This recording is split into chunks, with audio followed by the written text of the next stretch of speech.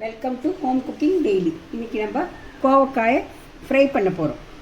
அதுக்கு தேவையான பொருட்கள்: சின்ன வெங்காயம் ஒரு 5 பொடியை நறுக்கினது, கருவேப்பிலை, கடுகு, கோவக்காய், மஞ்சத்தூள், மல்லித்தூள், மிளகாத்தூள், பெருங்காயத்தூள், ஜீரகம், வெந்தயம் பொடி. அது எப்படி பண்ணுறது நான் சொல்கிறேன். இதில் தேங்காய் எண்ணெயில் செஞ்சால் சூப்பராக இருக்கும். இப்போ நான் தேங்காய் எண்ணெய் தான் ஊற்றிருக்கேன்.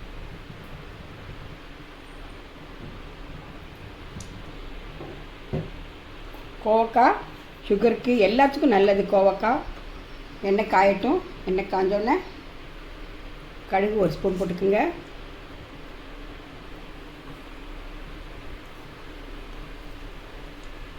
கடுகு பொரியட்டும்.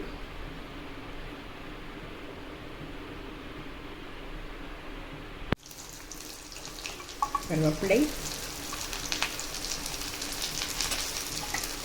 இது தேங்காய் எண்ணெயில் செஞ்சிங்கன்னா சூப்பர் டேஸ்டிங்காக இருக்கும்.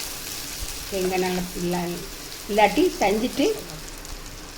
செஞ்சுட்டு இல்லாட்டி ஓகே ஆயிலு எந்த ஆயிலே செஞ்சுட்டு மேலே தேங்காய் எண்ணெய் போட்டிங்கன்னா, தேங்காய் எண்ணெய் கடைசியில் போட்டு இறக்குனீங்கன்னா டேஸ்டிங்காக இருக்கும். வெங்காயம் கொஞ்சம் வணக்கட்டும், ரொம்ப வணக்க வேண்டாம், லைட்டாக வணக்கட்டும்.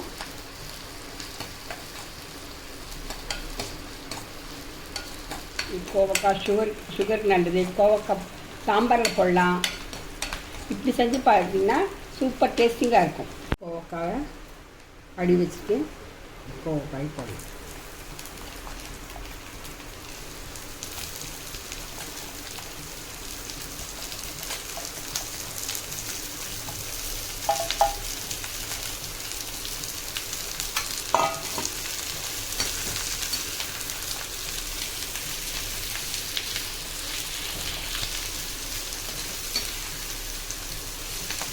கோவக்காயை எண்ணெயில் 2 நிமிஷம் நல்லா வணக்குங்க.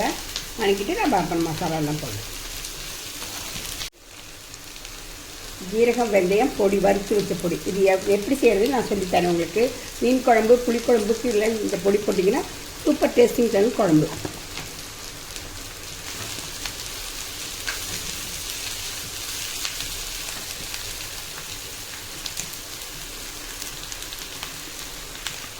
இது எவ்வளோ காரம் வேணுமோ அவ்வளோ தகுந்து போட்டுருங்க.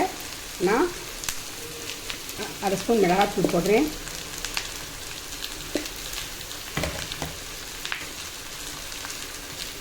மஞ்சத்தூள்,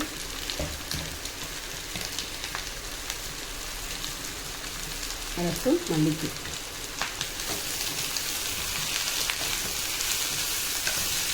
இதுக்கு ஜாஸ்தி தண்ணியெல்லாம் விடக்கூடாது. கோவக்காயில் ஏற்கனவே தண்ணி விடும், அதனால் ஜாஸ்தி தண்ணியெல்லாம் விடாதீங்க. கொஞ்சம் தண்ணியை தெளித்து வச்சு மூடி வச்சு அதிலே இது ஃப்ரை ஆகணும். அப்போ தான் நல்லாயிருக்கும். தண்ணி நிறையா விட்டிங்கன்னா ஆனால் கோவக்காய் வேகிறதுக்கு லேட் ஆகும். ஒரு 15-20 நிமிஷம் ஆச்சு ஆகும் கோவக்காய் வேகிறதுக்கு.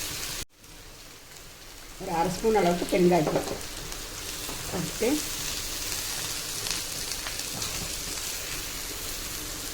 இப்போவே போட்டிங்கன்னா கோவக்காய் சீக்கிரமாக வேகாது. அதனால் கொஞ்சம் நேரம் கழித்து போட்டுக்கலாம். தண்ணி தெளித்து, ஜாஸ்தி தண்ணி ஊற்ற வேண்டாம். ஒரு 15 நிமிஷம் மூடி வைங்க. அப்பப்போ திறந்து பார்த்து கிளறி விட்டுக்கணும். 15 நிமிஷம் ஆகும். 2 நாளில் கிளறி விட்டுக்குங்க. ஸ்பூன் உப்பு போட்டு நல்லா கிளறிங்க. இது இப்படியே வச்சு கிளற நல்லா வறுபட்டு வந்துடும், ஃப்ரை ஆயிடும். சரியா? அதுக்குள்ளே ஒரு டிப்ஸ் சொல்கிறேன். நம்ம கல் உப்பை ஜாடியில் வைக்கணும், இல்லாட்டி மண் சட்டியில் வைக்கணும். அப்போ தான் உப்பு நல்லது. பிளாஸ்டிக் இதுலேயே அது வைக்காதீங்க. நான் உப்பு தண்ணி விடும், அதுக்காக இது அதுக்காக என்ன பண்ணுவேன், 2 பச்சை மிளகாய் காம்போடு போட்டு வச்சிங்கன்னா உப்பில் நீர் கசியாது. இது முதல்ல போட்டு வச்சது பழுத்தோடனே இதை எடுத்துருங்க. இதை எடுத்துருங்க. புதுசாக 2 காம்போட பச்சை மிளகாய் போட்டிருக்கேன். இது போட்டிங்கன்னா உப்பில் நீர் கசியாது. தயவுசெய்து ஜாடியில் போட்டு வைங்க, இல்லாட்டி மண் சட்டியில் போட்டு வைங்க. உப்பு ஃப்ரை ஆகிடுச்சு.